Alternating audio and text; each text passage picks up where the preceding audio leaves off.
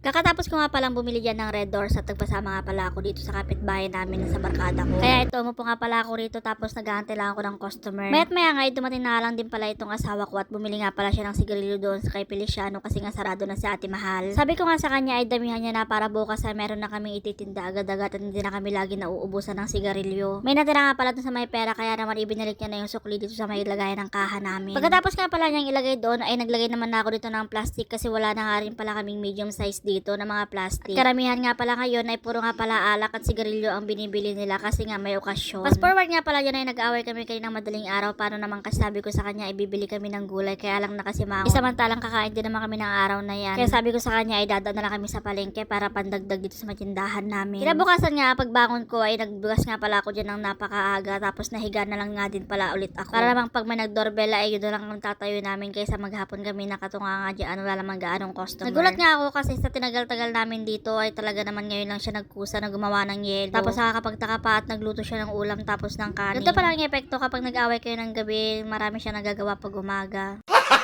Gago! Kaya yan, dali-dali ko naman ang nilagay dito sa may freezer namin itong mga nagawa niyang yelo. Maganda talaga ang kitaan dito sa may yelo, kaya lang minsan nakakatamad talagang gumawa kasi pag napuno mo ito ay napakadami talaga. Kaya naman ang makita ko siyang gumawa ay talaga namang tuwa-tuwa ako. Tapos nilagay ko na nga rin pala dito sa may ilalim yung pinaglagyan namin. Umikot-ikot nga lang pala ako dito sa may tindahan at ito nga nakita ko na hindi niya pa ginalaw itong prutas na binili ko sa kanya. Paano naman kasi mabubulok na ito nang hindi pa nagagalaw. Nakakainis lang kasi masasayang na naman ito.